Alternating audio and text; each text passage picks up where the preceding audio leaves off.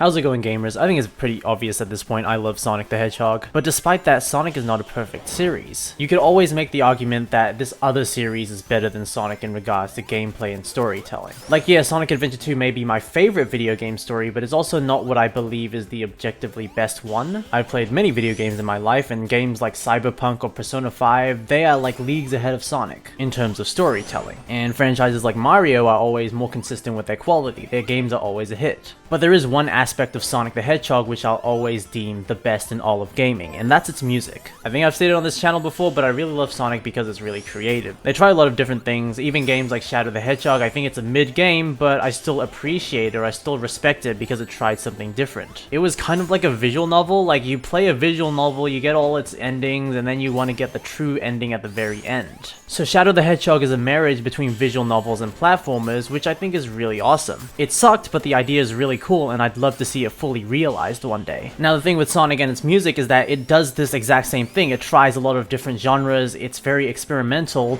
but the music never misses. That's the key difference between the music and the gameplay. So in this video, I'd basically like to go over the legacy of Sonic music. I think it's something that people don't really talk about enough. Of course, Sonic has this reputation where they're like, oh, the game sucked, but the music is always good. But that's pretty much the end of it. No one really recognizes the artists who make the music or talk about it in depth. So I'd basically like to go over key points in the franchise's musical history, and shine some light on what actually made them so special. And to do that, we're gonna start with the original Sonic games, Sonic 1 and 2. And you know, I'm not big fans of these soundtracks, so that's simply because they're limited to the Genesis chiptune. Now, I'm not too familiar with 90s video game history, so correct me if I'm wrong, but I'm pretty sure most music was done in-house at that time, but Sonic 1 and 2 soundtrack was composed by Masato Nakamura. He's part of a small band, or I think it's a small duo called Dreams Come True, and you know, they're a small established band. They have experience, you know, doing music all over Japan and stuff. So the Sonic 1 and 2 soundtracks have very unique sounds to them compared to other video games at the time. I might compare with Mario a lot in this video, but that's just how it is. Sonic was made to compete with Mario, so yeah. But I feel like with Mario, the direction is that it's very catchy, you know, it's a very fun tune to listen to, and you know, that's fine. It complements the series. Mario is just a fun little platformer. There's nothing that deep about it. But then you compare that to like Sonic 2, for example, where Tails has this moment. He's like the shy character, all his animations express that he's a very shy guy, and at the end of Sonic 2 he gets this moment of getting to save Sonic. He has his time to shine, and then the music from Dreams Come True builds up this really emotional and triumphant moment for Tails. In fact, that one scene really sticks out because it feels like music made for a movie where everything's in sync. You know, the music is synced to the emotions you're meant to feel during each action that's happening. That's probably why it's my favorite piece of classic Sonic music, because all the other pieces of music is just like background music for stages. There isn't too much emotional depth to them. But then you move on to Sonic CD, which had the advantage of being on a CD. They could record instruments, but then they went one step further and then decided to add vocal songs. Sonic CD is far from the first video game to use vocal songs, and the first video game to use a vocal song wasn't even on a CD, so they were kind of a little bit behind on the technology part, but I don't think it was common at the very least. And again, when you're competing with Mario, when you're looking at that bubble of gamers, it was definitely unique for that bubble. I think what really ruined Sonic CD's chance to like cement itself in Sonic's legacy to like the mainstream audience is the fact that it was on the Sega CD and no one bought one. But then we move on to Sonic 3, which is very significant because Michael Jackson worked on the soundtrack. Unfortunately, Michael Jackson didn't want to be credited for his contributions, so there wasn't enough buzz around this either. But imagine if they could market the game saying that the game contained music or new music by Michael Jackson. Wouldn't that be insane? Wouldn't the Sonic brand have just like exploded even more? But now bro's dead and he can't confirm he worked on it. And honestly, this is the biggest musical icon I can think of that actually worked on a video game soundtrack. I know Fortnite does collabs with music celebrities, but they're just like in the game singing their own songs. They're not making new songs for Fortnite, as far as I know. The only other one I can think of is Grimes and Cyberpunk, but the only reason I know Grimes exists is because she got raw dogged by Elon Musk. So yeah, I don't think anyone has surpassed Sega getting Michael Jackson to work on Sonic. And despite that, unless you're a Sonic fan, you probably didn't know that Michael Jackson worked on Sonic. Now let's move into the Adventure era. We've got Adventure 1, which, you know, had its character themes. It introduced rock as one of the main staples of Sonic music. But Sonic Adventure 2, guys, That's where it's at. It carries over its trends from Adventure 1 and every character gets a remix of their own theme. Sonic and Tails are represented by rock, but Sonic has his own distinct sound in rock compared to Tails, which is really cool. Tails' rock kind of feels like it's infused a little bit with pop music. It's all cheery and bright despite being a rock soundtrack. Knuckles is popping off with his rap, and as cringe as this may sound, you know, the Knuckles rap songs are like some of my favorite rap songs. Like, I literally cannot listen to rap otherwise. But then Eggman is also represented by rock, but his rock is more robotic, it's industrial. Then you have Rouge, who's represented by jazz, and I just love jazz, guys. I love jazz. But the most important character here is Shadow, who is represented by rock again, but his rock doesn't really fit in any rock subgenre, I don't think. But the most standout part about his music is that his lyrics are all muffled, because that's how his thoughts are right now. His thoughts are muffled because Gerald Robotnik messed with his memories, so he's not thinking clearly. My favorite Shadow song is Supporting Me, because that's the turning point in his character arc. It sounds really desperate because he just doomed the planet and then he just realized, oh, that's not what my best friend wanted, and he has to go back and fix the problem. And his mind is still not 100% clear. This is a recent revelation. He still needs time to sort out his thoughts. So the lyrics are still muffled and distorted. Adventure 2, I think, is genuinely like the peak of the Sonic series. It's the peak of storytelling in Sonic. It's the peak of gameplay in Sonic.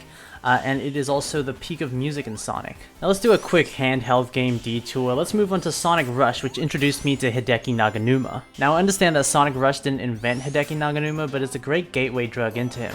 He has such a distinct identity he has never missed, except for that one Persona 3 remix. I don't really know what else to say, just the way he samples audio into his music, it's just so hypnotic. And while they didn't get him back for Sonic Rush Adventure because he was busy working on a Yakuza game apparently, that soundtrack bangs as well. They really emulated Hideki's style as best as they can, and it's like fantastic. Tomoyo Otani was one of the composers for Sonic Rush Adventure, and he's been the main composer for Sonic for a very long time now. And I think that's one of his strengths. He's really good at emulating other styles of music, and this is showcased in Sonic Unleashed. Because Sonic Unleashed is a video game about traveling the world, so Otani, he's taken inspiration from all these different cultures, and then he's made these really catchy tunes using those unique sounds from each culture. Although Sonic Unleashed, plural S, I don't know how to say it, unleashes, how do I say Sonic Unleashed, but it's like apostrophe S, it's like a possessive. But I think Tomoyo Otani's biggest accomplishment in Sonic Unleashed is not using the generic Hollywood music for the Middle East. Oh, time to talk about Sonic and the Black Knight. Now, I'm gonna be real, I don't really care about Black Knight's soundtrack that much. I love the vocal songs, but not the actual, like, in-game level music too much. I don't really care. But I love the vocal songs. That's the thing. I love the I have to talk about them. Or at the very least, I have to talk about one particular vocal song called With Me. So, context, Merlina, she wants to make her kingdom immortal without consent, by the way. She just kind of does it.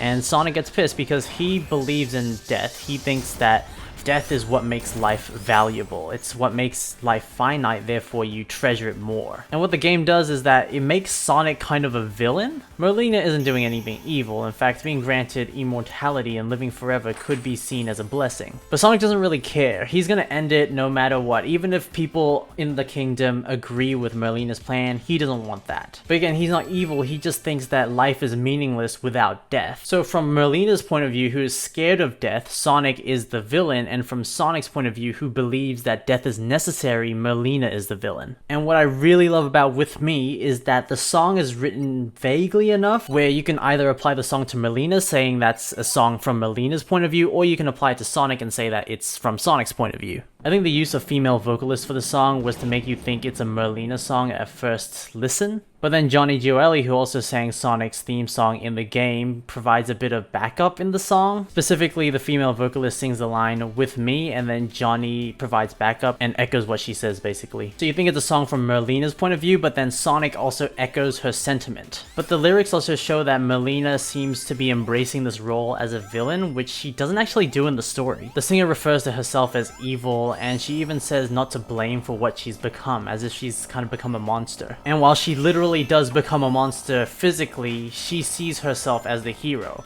And while Sonic knows that he's in the right, he's also able to acknowledge when he has to play the villain sometimes. He can't always be the hero, just like he says earlier in the game. And I just really love the line, "I can taste the day, I can save a night," because both these characters believe that they're experiencing life in the best way that they can. Sonic believes that he can taste the day and save a night because he knows death is inevitable, so he's gonna spend the rest of his days living the best life he can. While Merlina believes that granting immortality is the way to taste the day and save a night because she'll have all the time in the world to do exactly that. Now unfortunately, Sonic and the Black Knight is the last cool Sonic game, and then Sonic, fell into the meta era where everything was lame, and that also includes the music to a certain extent. Until Frontiers, that is, and I do have an entire video analyzing Frontiers songs, so do check that out. Now, Frontiers also had Meg, who helped with composing the music, and they've worked with big Japanese bands such as Baby Metal and 1OK Rock. And Shadow Generations will also feature Teddy Lloyd, and they've done music for an anime called Panty and Stocking, and I really adore the soundtrack for that. So yeah, Sonic is popping off again, and that includes his music as well, which is pretty awesome. Anyways, I have an hour left until the Sonic 3 movie trailer comes out, so bye.